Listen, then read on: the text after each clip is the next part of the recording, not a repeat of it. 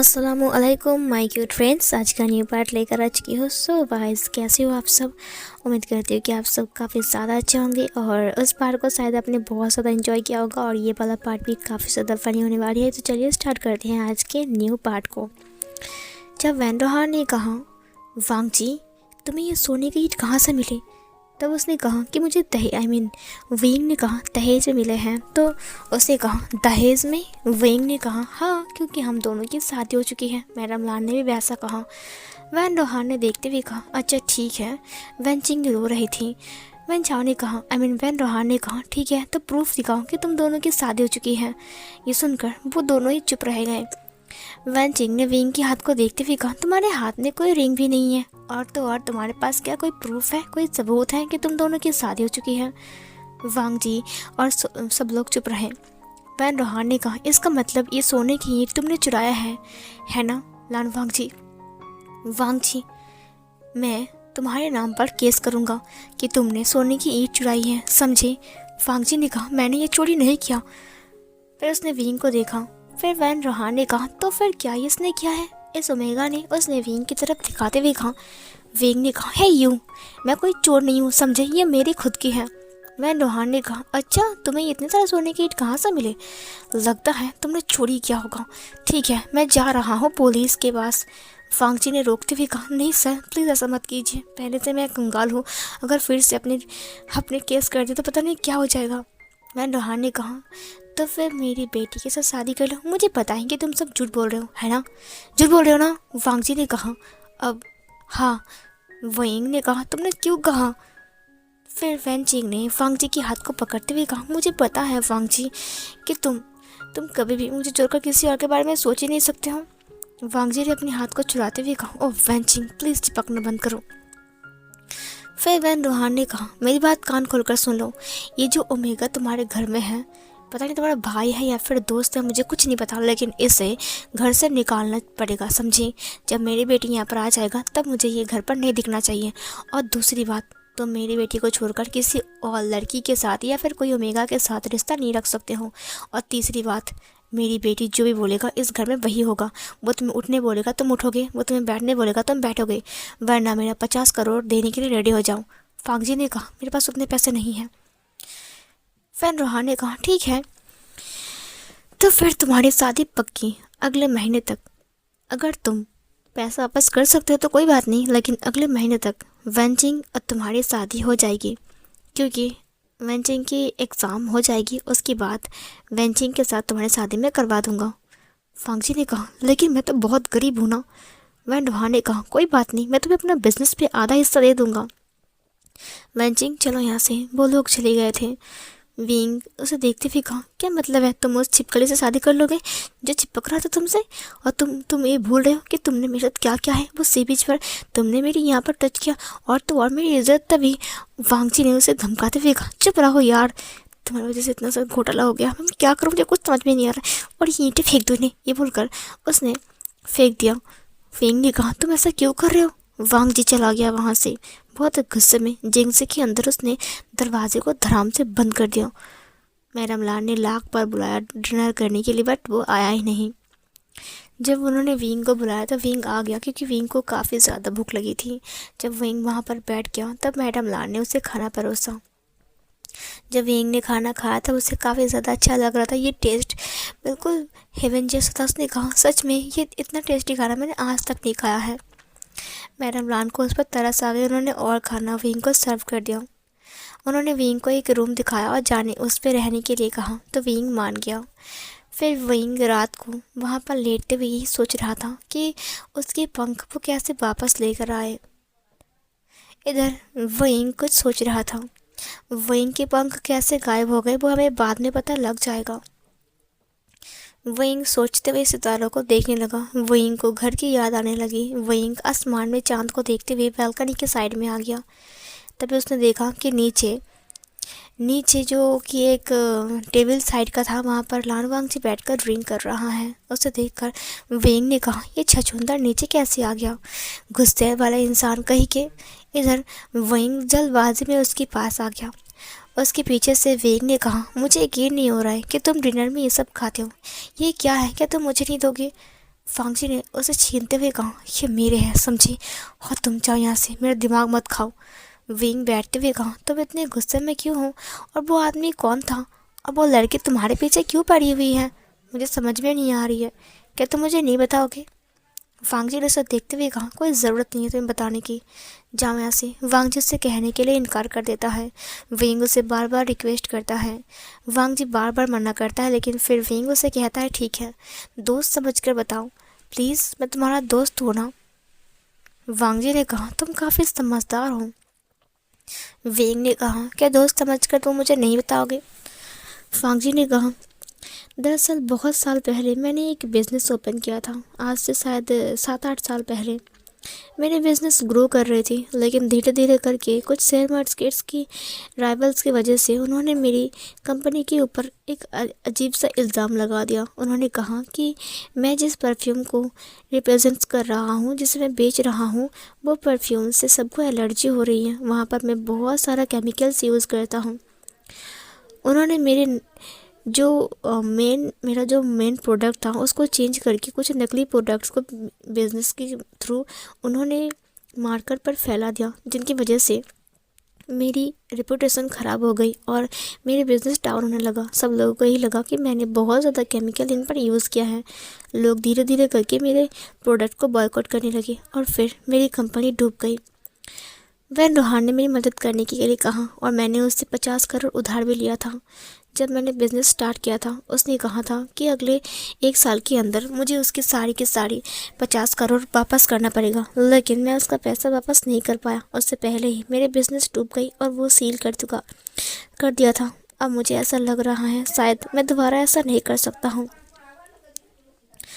उसने कहा, ओह, तुम पर बुरा लगा, बट वैन रोहान बेटी की शादी क्यों करना चाहता है। फांगजी ने कहा, जब मैं उसके घर गया था तब वैनचिंग ने मुझे देखा, उसने एक बार में मुझे पसंद कर लिया। वैन रोहान मुझे पनिशमेंट देने वाला था, लेकिन जब उसकी बेटी ने कहा कि उसे मुझे शादी करना है तब वो मान गया और उसने कहा कि मेरा दामाद बन जाओ, मैं तुम्हें प्रॉपर्टी दे दूँगा। वेंग ने कहा, तो तुम्हें एतराज़ क्यों हो रहा है। फांगजी ने कहा, क्योंकि मुझे वो लड़की पसंद नहीं है, छोटे कपड़े पहनती है और बार बार डांस करने जाती हैं, ड्रिंक करती है, दिन भर घर से बाहर रहती हैं। विंग ने अपनी आइज़ को ब्लिंक करते हुए कहा, और मैं। वांगजी ने उसे अच्छे से देखा, ऊपर से नीचे तक। उसने कहा, तुम क्या। विंग ने कहा, क्या मैं उससे अच्छा हूँ। वांगजी ने अपनी आइज़ को ब्लिंक करते हुए कहा, हाँ शायद। विंग ने कहा, शायद मतलब अच्छा होना। वो अपनी फेस को बढ़ाते हुए कहा। वांगजी ने उसके नोज़ के ऊपर हाथ रखा और उसके फेस को दूर करते हुए कहा, मुझसे दूर रहो समझे, मुझे ओमेगा से नफरत हो चुकी है जब से वो चिपकू लड़की मेरे पीछे पड़ गई है। अब तो तुम भी मेरे पीछे पड़ गए, मुझे समझ में नहीं आ रहा है क्या मैं इतना हैंडसम हूँ। वेंग ने उसे देखते हुए अपनी गालों पर हाथ रखा। उसने कहा, सच में तुम बहुत हैंडसम हो लान वांगजी, और बहुत काइंड भी। तुम बहुत स्मार्ट हो, बट तुम अपने स्मार्टनेस को काम नहीं लगाते। वांगजी ने कहा, झूठी तारीफ करना बंद करो। उसने फिर से ड्राइंग करना कंटिन्यू किया। वेंग ने कहा, तो तुम दोबारा मतलब जो तुम्हारा कंपनी था वो उसे स्टार्ट क्यों नहीं करते। फांगजी ने कहा, मेरे पास उतना पैसा नहीं है समझे। वेंग ने कहा, अगर मैं तुम्हारा हेल्प करूँ तो। फांगजी ने कहा, तुम हेल्प करोगे, तुम्हारे पास सिर्फ वो सोने की ईंट है और कुछ नहीं, और पता है वो नकली है। वेंग ने कहा, वो नकली नहीं है, तुम चाहो तो उसे बेच सकते हो। फांगजी ने कहा, मैं उसे ऐसे नहीं बेच सकता, अगर मैं उसे बेचने गया तो मैं पकड़ा जाऊँगा और फिर सब लोग मुझे चोर समझेंगे समझे। वेंग ने कहा, ठीक है, तो तुम्हारा कोई अमीर फ्रेंड है जो ये सोना बेच सकता है, जो कि बहुत भरोसे लायक है। फांगजी ने कहा, वैसे एक दोस्त है मेरा जो भरोसे लायक है और वो इस सोने को बेच भी सकता है। फांगजी ने कहा, क्या मैं उससे बात करूं। वेंग ने कहा, ऑफ कोर्स बात करूं, मुझे तुम्हारी हेल्प करनी है। उसने उसके हाथ को पकड़ लिया। फांगजी ने अपने हाथ को हटाते हुए कहा, अब ठीक है। सीन कट होता है। विंग अपना जो फांगजी अपना जो फ्रेंड है उसका नाम न्यू हेसंग था। वो न्यू कॉरपोरेशन का छोटा सांप था, छोटा लड़का, न्यू कंपनी का छोटा बॉस। तो वो लोग भी अमीर अमीर थे, बट वो लोग कॉलेज फ्रेंड थे, वो लोग बहुत अच्छे फ्रेंड थे। फांगजी ने उससे बात किया। न्यू हेसंग बहुत मासूम था, वो मान गया। फिर उसने कहा ठीक है, मैं तुम्हारे लिए सोने की ही बेच दूंगा, चिंता मत करो। वांग जी ये सुनकर काफ़ी ज़्यादा हैप्पी था। सीन फिर से कट होती हैं। जब उनके पास बहुत सारे पैसे आ गए तो वांग जी ही सोच रहा था कि वो क्या करे। वींग ने कहा जो तुम्हारी कंपनी डूब गई है तुम वहीं से फिर से स्टार्ट करो। वांग जी ने कहा क्यों ना ऐसा हो कि मैं ये पैसा जाकर वैन रोहान को वापस कर दूं, उसके बाद मैं अपनी कंपनी को स्टार्ट करूं। वेइंग ने कहा ठीक है, हम ऐसा कर सकते हैं। वांग जी अपनी सूट बूट पहनता है, वेइंग भी। वो लोग बिल्कुल एक वीआईपी इंसान की तरह वहाँ से निकलते हैं। मैडम लान ने नज़र उतारते हुए कहा ओह किसी की नज़र न लगे इन दोनों को। सीन कट होता है। वेंचिंग नीचे फ़ोन चला रही थी सोफे के ऊपर बैठकर। वैन रोहान लैपटॉप में कुछ काम कर रहा था अपने बिजनेस को लेकर। थोड़ी देर बाद मेड ने जब दरवाज़ा ओपन किया, वांग जी सूट बूट पहनकर अंदर आ गया। उसने कहा क्या बात है लान वांग जी, दामाद बनने के लिए तैयार हो क्या? वांग जी ने कहा नहीं। उसने टेबल के ऊपर सूटकेस को फेंक दिया। वांग जी ने कहा इसमें तुम्हारे 50 करोड़ हैं। ये सुनकर वैन रोहान ने कहा क्या? उसने अपने आदमियों से इशारा किया। उसने सूटकेस को ओपन किया। उसने कहा बॉस पैसा। फिर वांग जी ने कहा विश्वास नहीं हो रहा है तो गिन लो, पूरे 50 करोड़ है, एक भी पैसा कम नहीं है। वेइंग बाहर ही खड़ा था। वेंचिंग ने कहा हो लानजान, ये तुम क्या कर रहे हो? तुम पैसे वापस क्यों कर रहे हो? कुछ दिन बाद तुम्हारी शादी हो जाएगी ना? फांगची ने कहा हाँ हो जाएगी, लेकिन अब नहीं होगा समझे, क्योंकि मैंने तुम्हारा फादर का पैसा लौटा दिया है। सो मैंने अपना काम कंप्लीट कर दिया है। वैन रोहान ने कहा तुम्हें इतने सारे पैसे कहाँ से मिले? फांगची ने कहा वो आपकी बात नहीं है कि मुझे पैसे कहाँ से मिले, बट मिल गए हैं, मैंने आपको वापस कर दिया है और दोबारा मेरे पीछे मत आना। वेंचिंग ने लानजान के हाथ को पकड़ते हुए कहा वांग जी क्या तुम मुझसे बहुत गुस्सा हो? मैं तुमसे बहुत प्यार करता हूँ, मैं तुमसे दूर नहीं रह सकता हूँ। वेइंग ने धक्का दिया और वांग जी के हाथ को पकड़ते हुए कहा देखो अब तुम्हें उससे दूर रहना पड़ेगा, क्योंकि अब मैं उसका ओमेगा वाइफ बनने वाला हूँ। ये सुनकर वेंचिंग ने उसे देखते हुए कहा ये तुम्हारा भाई फिर से बीच में क्यों आ रहा है? वेइंग ने उसे देखते हुए कहा मैं कितनी बार कहूँ कि मैं उसका भाई नहीं हूँ, तुमको समझ में नहीं आ रहा है? हम दोनों की शादी होने वाली है। वेंचिंग ने कहा ये झूठ है, लानजान सिर्फ मुझसे प्यार करता है। वेइंग ने कहा उसकी नोज़ के ऊपर हाथ रखते हुए कहा एक तो तुम उसकी ओमेगा वाइफ नहीं बनने वाले हो, क्योंकि तुम्हारे फादर की इस बात से उधार थे ना, उसने चुकता कर दिया है। और दूसरी बात इसे लानजान कहना बंद करो, सिर्फ मैं लानजान बुलाऊंगा, है ना हब्बी? वांगची ने अपने सिर को हाँ में हिलाते हुए कहा हाँ, विंग ने मुझे सब कुछ दिलाया है तो विंग जो बोलेगा अब मैं वही करूँगा। ये सुनकर वैन रोहान ने कहा विंग, ये विंग कौन है और तुम्हें इतने पैसे कहाँ से मिले? विंग ने कहा ये पैसे मेरे हैं, बस ये सब कुछ जान लो। वैन रोहान ने कहा अच्छा ठीक है जा सकते हो यहाँ से।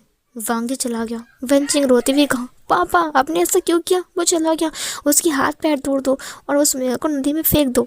ये सुनकर वैन रोहान ने कहा शांत हो जाओ वेंचिंग, पहले मुझे जानना है कि ये विंग कौन है, उसके पास इतने पैसे कहाँ से आ गए?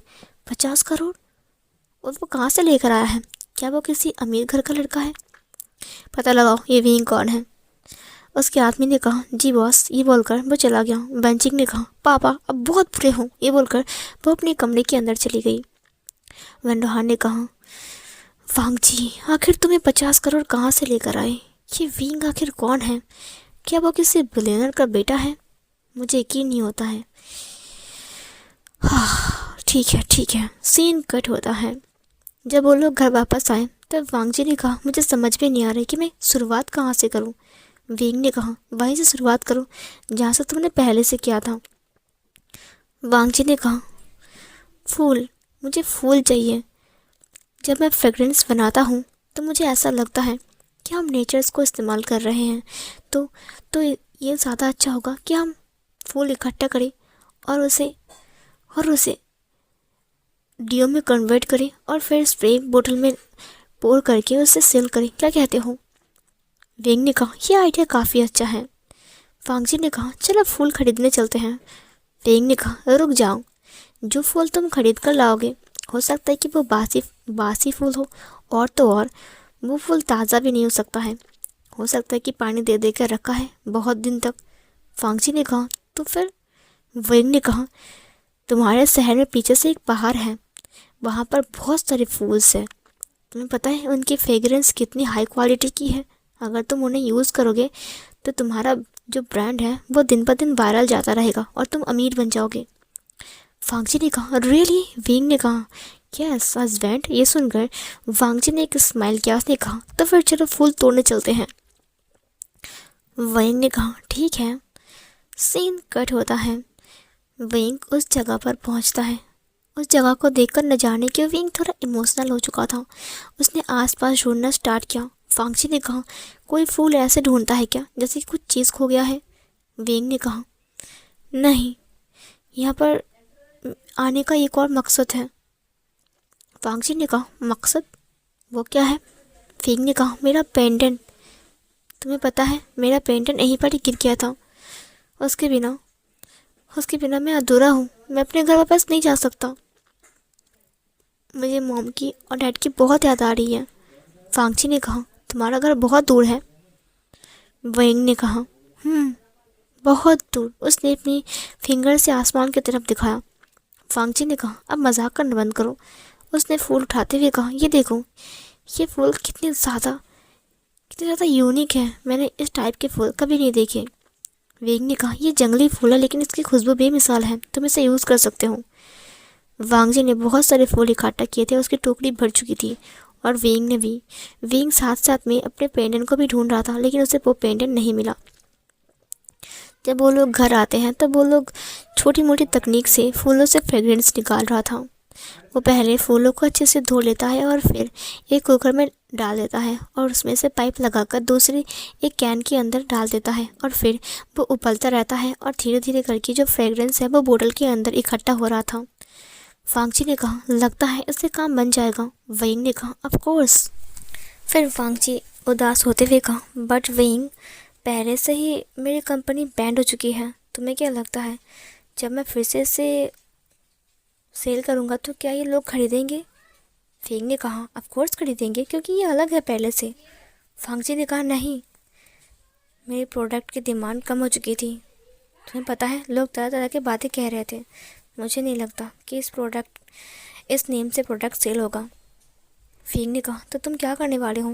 वांगजी ने कहा, क्यों ना मैं एक नया नाम सोचूं और एक नई तरीके से स्टार्ट करूं।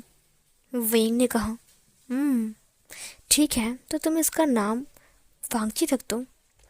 वांगजी ने कहा, यह नाम अच्छा नहीं लग रहा है। पहले मैंने लैंड फ्रेग्रेंस रखा था, अब मुझे कुछ और रखना है। तुम्हारा नाम वेंग है ना, और तुमने मुझे ये आइडिया दिया, तुमने मुझे हेल्प किया। चलो तुम्हारा नाम रख देता हूँ, वी फ्रेग्रेंस। वेंग ने कहा, ये कितना अजीब लग रहा है। फिर मैडम लान ने कहा, ठीक है, तुम दोनों एक दूसरे के नाम को मिलाकर रख दो तो चल जाएगा। वेंग ने कहा, दोनों के नाम को मिलाकर? मैडम लान ने कहा, ठीक है, मैं रखता हूँ वांगशियन। ये अच्छा है ना? ये सुनकर वेंग ने कहा, वांगशियन फ्रेग्रेंस, ये तो काफ़ी अच्छा नाम है, क्या कहते हो लानजान? वांगजी ने कहा, हाँ मॉम, थैंक यू इतना अच्छा नाम सोचने के लिए। ये नाम काफ़ी ज़्यादा अच्छा लग रहा है, बहुत यूनिक भी है। वेंग ने कहा, ठीक है, तो हम इसे ही इस्तेमाल करेंगे। वांगजी लैपटॉप लेकर बैठ गया और अपना लोगो कंप्लीट करने लगा। वो एक लोगो क्रिएट करता है जो कि बिल्कुल न्यू था। वेंग ने उससे कहा, प्लीज़ इसके पीछे 2 पंख भी लगा दो, ये अच्छे लगेंगे, प्लीज़ प्लीज़ प्लीज़। वांगजी मान जाता है। वो दिखने में बहुत ज़्यादा ब्यूटीफुल लग रहा था। उसने लोगो क्रिएट किया और फिर उसने ढेर सारी बोतल के अंदर डाल दिया, लोगों को बिठाया और उसके बाद उसने वहाँ पर स्टैंप लगा दिया। उसने कहा, वेंग, तुम्हें क्या लगता है ये हम सेल कर पाएंगे? वेंग ने कहा, ऑफ कोर्स कर पाएंगे लानजान, होप रखो। बट मार्केट में जब उसका फ्रेगरेंस आया तब सब लोगों ने उसे लेने के लिए इनकार कर रहे थे क्योंकि पहले से सबको पता है कि वांगजी पहले भी डूब चुका है और उसका जो फ्रेगरेंस था वो बिल्कुल घटिया था पिछले बार की।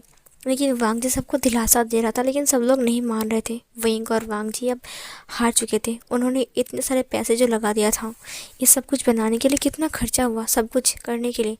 उन्होंने फूल शायद नहीं खरीदा था लेकिन बाकी सारी चीज़ें तो खरीदना पड़ा ना, बोतल से लेकर सब कुछ वगैरह वगैरह। वेंग और वांगजी हताश हो गए और फिर वो लोग घर आ गए। वो लोग बहुत उदास थे। वो लोग सोफे के ऊपर बैठे हुए थे। वेंग ने कहा, अब मुझे कुछ नया ट्राई करना पड़ेगा। थोड़ी देर बाद एक सूटकेस आकर टेबल के ऊपर गिरती है। ये देखकर वांग जी खड़ा हो जाता है। वहाँ पर वैन रोहान खड़ा था। वैन रोहान ने कहा, वांग जी तुमसे मिलकर अच्छा लगा। वांग जी ने कहा, आप यहाँ पर, और ये क्यों लेकर आए हो? थोड़ी देर बाद वैन जिंग अंदर आ गई। उसने वांग जी के हाथ को पकड़ते हुए कहा, हाँ नहीं, मैं भी आ गया हूँ। वैंग ने उसे धक्का देते हुए कहा, कितनी बार कहा कि मेरे हस्बैंड से दूर रहो। हाँ, तुम एक ऐसी लड़की हो जिस लड़की ना, मतलब जो लड़की ना दूसरे के हस्बैंड के ऊपर डोल डालते हैं। ये सुनकर वैंजिंग ने कहा, एक मिनट, जबान संभाल कर बात करो। खुद की तो कोई प्रूफ ही नहीं है कि शादी हो चुकी है, ऊपर से वांगजी को अपना हस्बैंड मानता है। वैंग ने कहा, और तुम तो। वांगजी ने रोकते हुए कहा, शांत हो जा वैंग। वैंग चुप हो गया। वैन रोहान ने कहा, मुझे ये पैसे नहीं चाहिए। वांगजी ने कहा, लेकिन क्यों? वैंग उसे धीरे से देखने लगा। वैन रोहान ने कहा, क्योंकि तुमने जो टाइम लिया था उससे ओवर हो चुका है, सो मुझे अब ये पैसे नहीं चाहिए। वांगजी ने कहा, बट मैंने आपके पैसे वापस कर दिए हैं। वैन रोहान ने कहा, बट मुझे नहीं चाहिए। बदले में तुम शादी कर लो मेरी बेटी के साथ। ये सुनकर वांगजी ने कहा, आपका दिमाग खराब हो चुका है। वैन रोहान ने कहा, देखो, तुमने इस एग्रीमेंट पर साइन किया था कि तुम 1 साल के अंदर मेरा पैसा वापस कर दोगे, लेकिन 1 साल ओवर हो चुका है। उसके बाद कुछ और दिन भी बीत चुके हैं, सो मुझे लगता है कि ये एग्रीमेंट मेरे लिए काफ़ी है तुम्हारे ऊपर केस करने की। वांगजी ने कहा, क्या? वांगजी उसे देख रहा था। वैंग ने कहा, ये कैसे अजीब इंसान है, बात बात में सिर्फ केस करने के बारे में कह रहा है। ये आखिर केस होता क्या है? वांगजी, केस कोई खाने का चीज़ है क्या जो ये कर कर खा लेगा? वांगजी ने कहा, तुम चुप रहो। वैंग चुप रहता है। फिर वैन रोहान ने कहा, सोच लो वांगजी, तुम्हें 1 दिन का मौका दिया सोचने के लिए। अगर तुमने शादी नहीं किया तो तुम्हारे नाम पर केस मैं कर दूंगा और मुझे ये पैसे वापस नहीं चाहिए, समझे? और अगर तुमने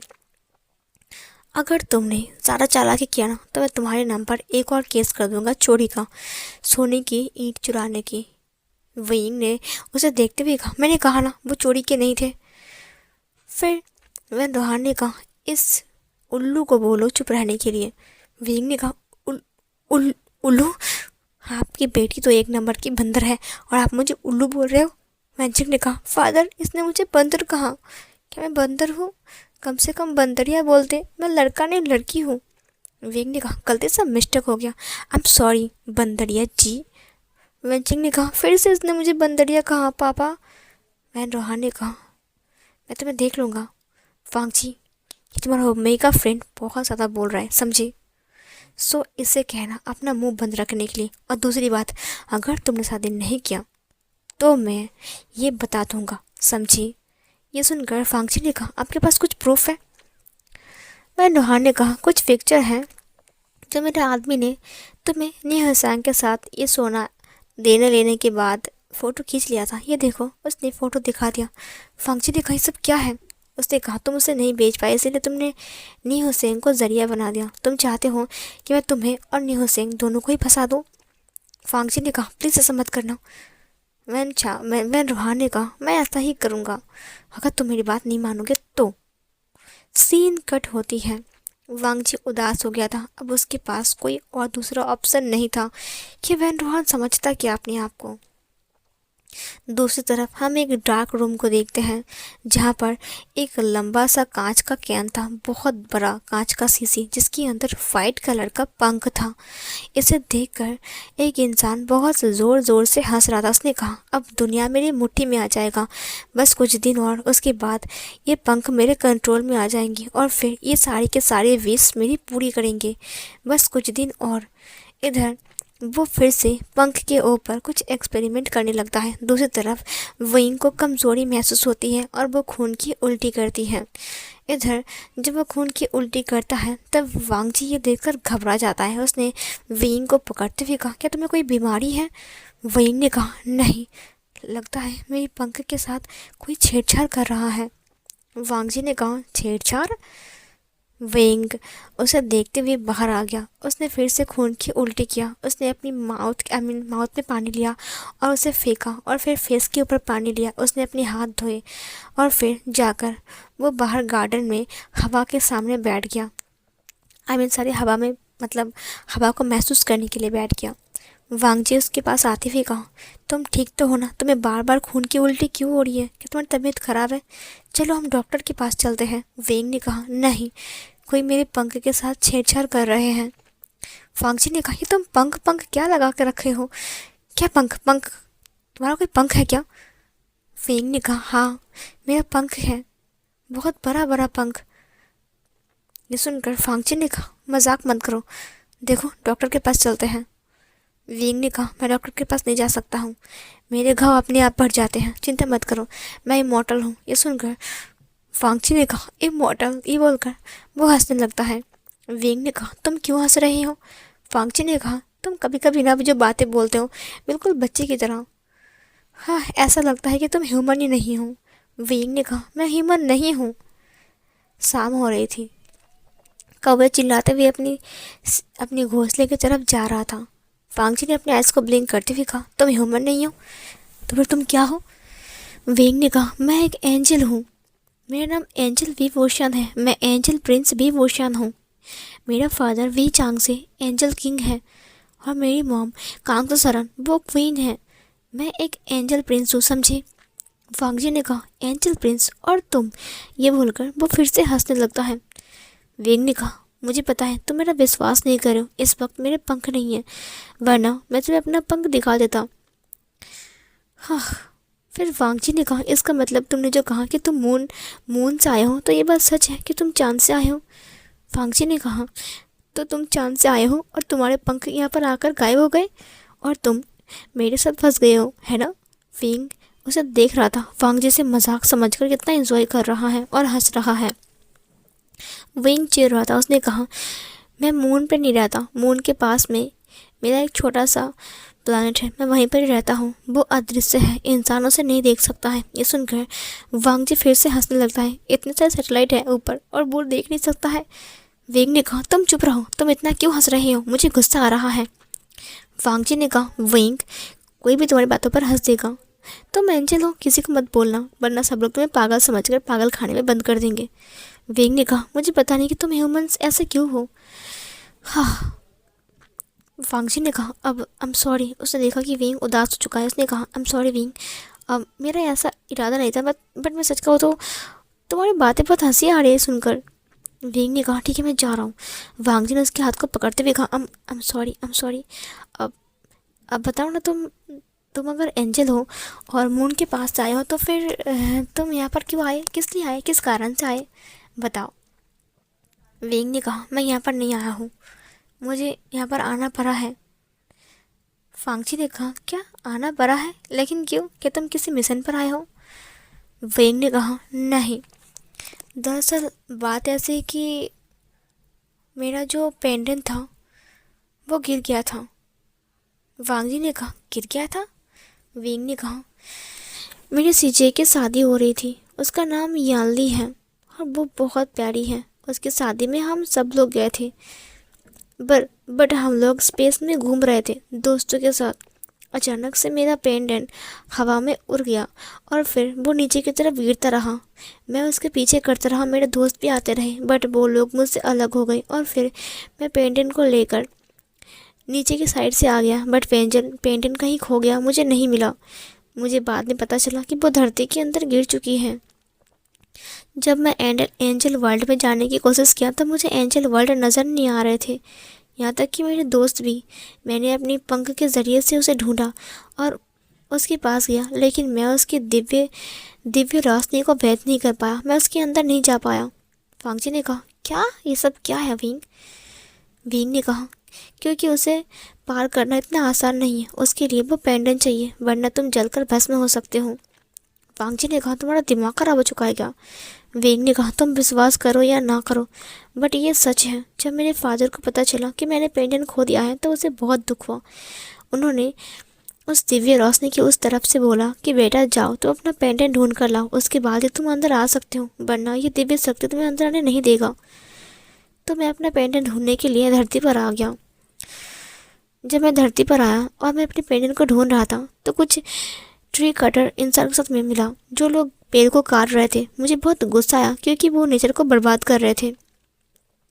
तो मैंने उन्हें डांट दिया। वो लोग मुझे देखकर घबरा गए, एक तो बेहोश हो गया। उसके बाद उन्होंने अपने लीडर को बुलाया। जब वो वहाँ पर आए तो उन्होंने मुझे एक अजीब सी रस्सी से बांध दिया, जिसके बाद मैं हिल ही नहीं पा रहा था। फिर मैंने अपनी पावर से उसे मारा बहुत बार, लेकिन अचानक से उसने एक स्प्रे मेरी माउथ के सामने कर दिया और मैं बेहोश हो गया। जब मुझे होश आया तब मैं सी बीच पर था। मेरे पंख गायब थे और मेरे सामने तुम थे। उसने मेरे पंख चुरा लिए हैं। हाँ, मैं फिर से ऊपर नहीं जा सकता हूँ, मैं उड़ भी नहीं सकता। मेरे पंख के बिना मैं कुछ भी नहीं हूँ। मेरे पास उतना मैजिक भी नहीं बचा। वांग जी उसे देख रहा था। ये ना उसे कुछ ड्रामा जैसा लग रहा था। उसने कहा, तुम्हारी कहानी ख़त्म हो गई है? और भी है आगे क्या? वेंग ने कहा, उसके बाद तुम्हें पता है ना सब कुछ। वांग जी ने कहा, उसके बाद तुमने मुझे बहुत तंग किया। वेंग ने कहा, मैं सच कह रहा हूँ, मैं एक एंजल हूँ, तुम विश्वास करो या ना करो। वांग जी ने कहा, क्या मजाक है? तुम एक एंजल हो और मुझे विश्वास करना पड़ेगा। वेंग ने कहा, तुम्हें विश्वास नहीं होता? अभी देखो मैं कैसे विश्वास दिलाता हूँ। वो चुटकी बजाता है और कैंडल्स के अंदर आग आ जाती है। ये देखकर वांग जी अपनी आइज़ को ब्लिंक करते हुए कहा, ये क्या हो गया? वेंग ने कहा, मैंने अपनी पावर से इसमें आग जलाया है, बट मेरे पास उतना पावर नहीं है, बहुत कम है। जब तक मेरे पंख मुझे नहीं मिलेंगे तब तक मैं अधूरा हूँ। वांग जी ने कहा, क्या तुम सच में एंजल हो? वेंग ने कहा, तुम्हें विश्वास नहीं है ना? वांग जी फिर से हंसने लगता है। वो ज़ोर ज़ोर से हंस रहा था। उसने कहा, तुम्हारी कहानी बहुत फनी थी। सच में तुम्हारा पेंडेंट गिर गया उतने ऊपर से, वो भी हमारे जंगल में गिरा और तुम यहीं पर ही आ गए। और तो और तुम्हारे साथ मेरी मुलाकात भी हो गई और तुम्हारे पंख भी चोरी हो गए। कितना फ़नी है। वेंग ने कहा, मुझे पता है कि सब कुछ में मजाक लग रहा है, लेकिन ये सच है। मैं सच बोल रहा हूँ, मैं झूठ नहीं बोलता। वांग जी ने कहा, हाँ कोई बात नहीं, छोड़ो इसे। एंजल जी बहुत रात हो गई है, क्या आप सोना पसंद करोगे? वांग जी वेंग को देखने लगता है। वेंग टेबल के ऊपर सिर रखते हुए कहा, मुझे मॉम की बहुत याद आ रही है। वो मुझे कितनी कहानी सुनाती थी। मैं सोचा था बट मुझे यहाँ पर बिल्कुल भी नींद नहीं आ रहा है। वांग जी ने कहा, ठीक है चलो मैं तुम्हें एक कहानी सुनाता हूँ। वेंग ने कहा, तो मुझे कहानी सुनाओगे? वांग जी ने कहा, वांग जी एक कहानी बोलने लगता है। इसने कहा, ये कहानी मुझे मेरी नानी ने बताया था। ये एक स्नोमैन की कहानी है, पता है तुम्हें? वेंग ने कहा, ठीक है बताओ। वांग जी ने कहा, स्नो गिर रही थी, वो बर्फीला तूफानी रात थी। वो बताने लगता है। थोड़ी देर बाद जब कहानी ख़त्म होती है तब वो वेंग को देखते हुए कहा, और फिर वो दोनों हमेशा हमेशा के लिए एक हो गए। तभी इसने वेंग को देखा। वेंग क्यूटली एक बनी की तरह सो रहा था। उसका फेस काफ़ी ज़्यादा क्यूट एंड इनोसेंट लग रहा था। उसने कहा, वेंग। बट वेंग आराम से सो रहा था। उसने वेंग की हेयर को सीधा किया जो कि उसके फेस के ऊपर आ रहा था। उसने कहा, तुम्हारा दिल बहुत साफ़ है, वरना कोई इंसान ऐसे मुझे हेल्प कैसे कर सकता है? न जाने तुम्हारी दिमागी हालत कैसी है। मुझे लगता है तुमने अपनी मेमोरी लॉस कर दिया है। तुम बहुत अमीर घर के बेटे हो, वरना तुम्हारे पास सोने की ईंट कहाँ से आएगी? तुम चिंता मत करो वेंग, जब मैं अमीर बन जाऊँगा तब मैं तुम्हारे मॉमलेट के पास तुम्हें फिर से वापस लेकर जाऊँगा और तुम्हें एक बहुत बड़े डॉक्टर के पास लेकर जाऊँगा जो तुम्हारी दिमागी हालत का इलाज करेंगे और तुम बिल्कुल ठीक हो जाओगे। बट वांग जी को पता ही नहीं था कि वेंग सचमुच एक एंजल है। उसने वेंग को ब्राइडल स्टाइल में कैरी किया उसके रूम तक। जब उसके बेड पर वो उसे लिटा दिया तो वेंग ने उसके हाथ को पकड़ते हुए कहा, प्लीज़ मॉम मुझे छोड़कर मत जाइए, मुझे डर लग रहा है, वो मेरे पंख काट लेंगे फिर से, मेरे पंख, मुझे दर्द हो रहे हैं। वांग जी उसके हाथ को पकड़ते हुए कहा, तुम चिंता मत करो, मैं ही बड़ी तुम्हारे साथ हूँ। उसने वेंग की फोrehead के ऊपर हाथ रखा। उसने देखा कि वेंग को बुखार है। उसने कहा, वेंग इतना बुखार? उसने वेंग को चेक किया और फिर उसका बुखार 110 डिग्री था। उसने कहा, हो गॉड, जब मैं इसे ऊपर लेकर आया तब मैंने इसकी हेड पर टच नहीं किया, इसीलिए मुझे पता ही नहीं चला कि इसे इतना बुखार है। वो जल्दी से एक कटोरी में पानी लेकर आता है, एक कपड़ा लेकर आता है। वो वेंग के फोrehead से पानी को पोंछ रहा था। वेंग को पसीने आ रहे थे। वो वेंग के लिए हर्बल सूप बनाता है। वेंग धीरे धीरे करके अपनी आइज़ को ओपन करता है और फिर उसने सुबह की पहली किरण देखा। उसने देखा कि वांग जी उसके पास बैठकर उसके बेड के ऊपर सिर रखकर सो रहा है। ये देखकर विंग काफ़ी ज़्यादा हैरान हो गया। कल की बात वांग जी के हाथ पर हाथ रखते ही विंग को पता चल गया। विंग ने कहा, कल रात मुझे बुखार आया था। ये सब कुछ मेरे पंखे की वजह से हो रहा है। ज़रूर कोई मेरे पंखे के साथ छेड़छाड़ कर रहा है। आखिर वो चाहता क्या है? क्या क्या वो मेरे पंखों को बर्बाद करना चाहता है या फिर कंट्रोल में लाएगा? अगर उसने मेरे पंखों को कंट्रोल में कर लिया तो दिन ब दिन मेरी तबीयत बिगड़ती जाएगी और मैं धीरे धीरे गायब हो जाऊंगा और वो पंख हमेशा हमेशा के लिए उसके हो जाएंगे। अब मैं क्या करूं? तभी उसने वांग जी के फेस को देखा। वो कितने क्यूटली सो रहा था। उसे देखकर विंग की होठों पर एक प्यारी सी स्माइल आ गई। उसने स्माइल से वांग जी के नोज़ को अपने फिंगर से टच किया। उसने कहा, सच में तुम कितने काइंड हो, कितने अच्छे हो, कितने स्मार्ट हो और कितने हैंडसम हो। सोते वक्त तुम और भी ज़्यादा हैंडसम लग रहे हो। वांग जी आराम से सो रहा था। विंग ने कहा, थैंक यू सो मच। तभी वांग जी ने अपनी आइज़ को ओपन किया। विंग का फेस वांग जी की फेस से बहुत करीब था। जब उसने अपने फेस को हिलाया, विंग के लिप्स के साथ उसका लिप्स टच हो गया। तुरंत वो दोनों फिर से अलग हो गए।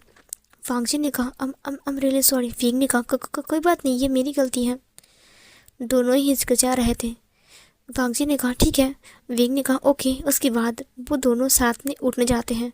दोनों के सिर के साथ सिर की टक्कर हो जाती है। विंग ने कहा, आउच। वांग जी ने कहा, उफ। उस दोनों ने सिर के ऊपर अपनी फॉरहेड के ऊपर हाथ लगाया।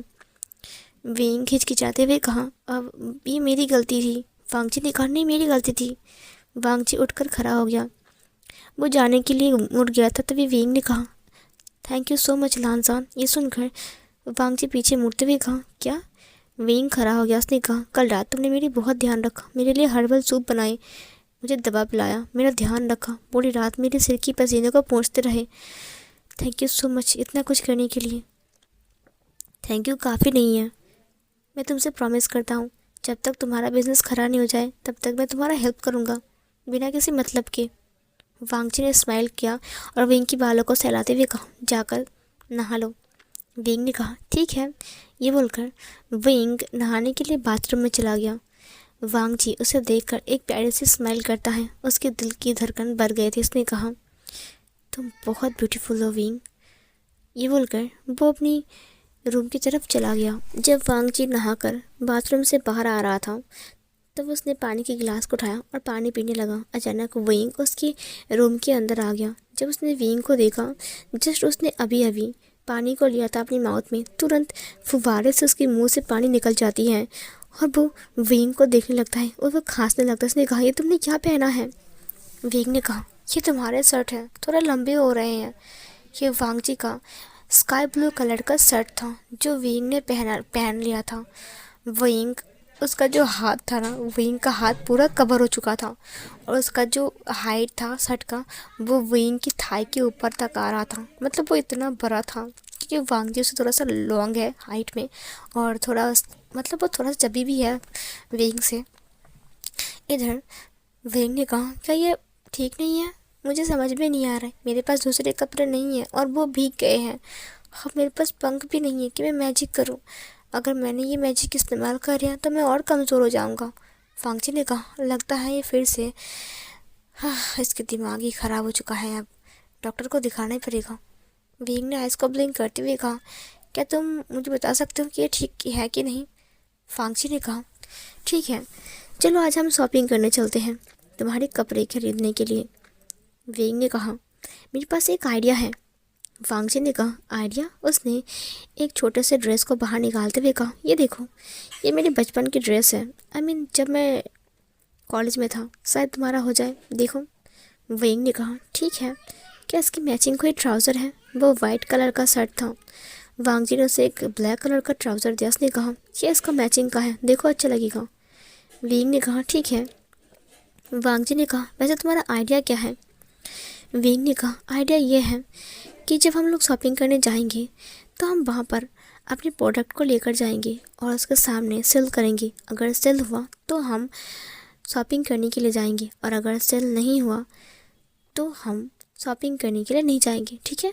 वांग जी ने कहा, ठीक है विंग, ये काफ़ी अच्छा लगा, ये गेम मुझे पसंद आया है। विंग ने कहा, ठीक है, तुम रेडी हो जाओ, मैं भी रेडी होकर आता हूँ। वांग जी फिर अपनी टावल को सीधा करते हुए कहा, ओह गॉड, ये ऐसे क्यों मेरे कमरे में आ गया। मुझे कितना हॉट फील हो रहा था, मैं कंट्रोल नहीं कर पाया। उसके बाद वो बाथरूम के अंदर चला गया। सीन कट होता है। इधर वो दोनों शॉपिंग करने के लिए जा रहे थे। वैन डोहान किसी के साथ कॉल में बात करते हुए कहा, ध्यान रखना वांग जी का एक भी प्रोडक्ट बिकना नहीं चाहिए। मैं उसे फिर से कंगाल देखना चाहता हूँ ताकि वो मेरे पैरों के सामने आकर गिड़गिड़ाए और पता लगाओ ये विंग कौन है। थोड़ी देर बाद उसका असिस्टेंट उसके पास आता है। उसने कहा, ये विंग कौन है उसका हिस्ट्री पता नहीं चला, बट इतना पता चल गया कि वांग जी विंग को सी बीच से उठाकर लेकर आया है। वह डोहान ने कहा, क्या? फिर उसके असिस्टेंट ने कहा, बॉस ऐसा हो सकता है कि वो समुद्र किनारे से बहते हुए आया हो पानी में, शायद वो दूसरे देश का लड़का है। वह डोहान ने खड़ा होते हुए कहा, अरे वाह, ये तो काफ़ी अच्छा है। अगर वो हमारे देश का है ही नहीं तो शायद मैं उसको इस देश से बाहर निकाल सकता हूँ ताकि वो वांग जी का हेल्प ना कर पाए। मुझे प्रेसिडेंट से बात करना पड़ेगा ये विंग के बारे में।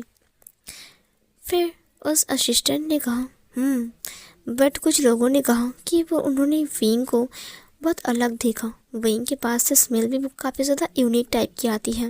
वैन डोहान ने कहा, ठीक है, तुम जाओ अब यहाँ से।